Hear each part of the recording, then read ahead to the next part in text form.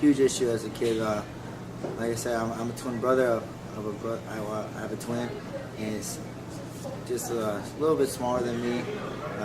On the slim side, he wasn't wide like me, but he was still slim, small, and he always got picked on a lot. And the thing that my parents always told me is always look out for your family first, even if it becomes getting in trouble at school. And so that's something I kept in mind always.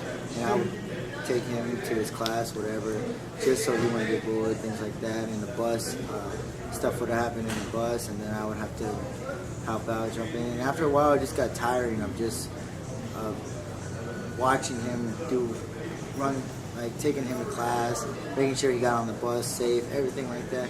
And it just, after a while, you just got to take a stand of it as your own person. You can tell the teacher, tell the principal, and that helps out a lot better for your family too. Not having to protect you everywhere you go.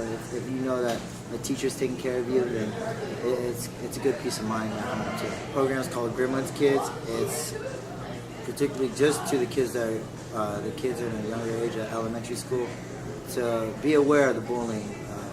Even if you are the bully or you're getting bullied, that's what I want. I want to bring awareness to that fact. And it doesn't matter if it's a joke to you or if it's serious. It's the awareness that I need to get out there to the kids. So when I go to talk to these kids, I put out my own self and my own stories to them. That's when I was younger that made me feel nervous and shut down. The things that shut down a kid is being when people are negative to them, or when their parents or a bigger adult tells them to not quiet down, but more of a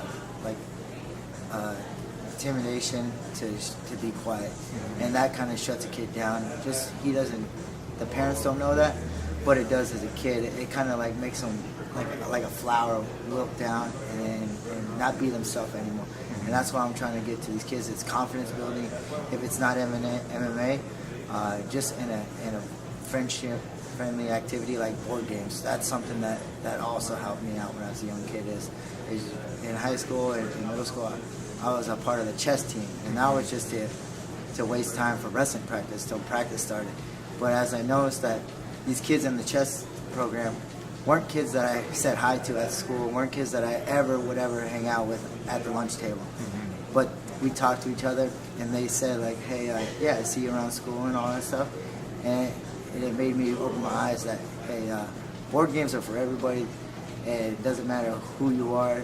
It's the competition level of whoever you are, and that's what I love most about the board game activities that I'm bringing to the kids. And so all the money the foundation gets is what we're doing is getting board games out to the community, board games out to the schools for the after-school programs, and that's how I feel that more kids are going to be more likely to come together is when they know they're going to have fun right away. Me and Coach Juan Luis have been doing it together for 3 years. He's been doing it for 5.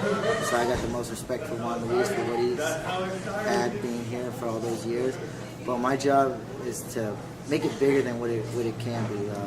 Kids nowadays have all the uprising more than adults now. And that's why I wanted to stay with the kids. It's because when I was teaching adults, it was good teaching the adults stuff. They picked up things real fast. But something about adult, like when you get older age, you just can't teach old dog new tricks, as they say. And these kids, when I show them a new move, they do it over and over and over. After practice, they're in the cage doing it with everybody. They want to show people the things that they've learned, and that's how I feel like it's an uprising for the kids, because they want to grow faster than any other kid in the class, and it's a competition now. Like now, it's a competition to see who could do the most moves, who could get the best critiquing level into it, technical level into it, and it's great, man. I love teaching the kids because I know they're gonna go far in life. Of course, you gotta have concerns for your kid when you think that they're gonna catch a fist to the face or a kick to the face. But that's not how I do it. What I'm doing here is I'm teaching them confidence. I'm teaching them moves to protect themselves out in the real world. When something does happen to occur, I know it's scary to think of that, but things do happen now. It's 2013. Kids are not safe anywhere they go, and this is the safest you could do it for them is get them aware and protected to if anything does come out to them. Like I say, if any person would be scared if their kid was playing football. Right? Anybody would be scared when they put that helmet on and taking tackles for the first time. But as parents, we gotta let our kids grow, and we gotta let them find out their own decisions and make their own bad decisions. So that's why I gotta say to parents is bring your kid in and let me take them under my wing, and I guarantee you won't be ashamed or anything that your kid does from now on, because they'll build the confidence and then they'll love you for it, for bringing them in here early.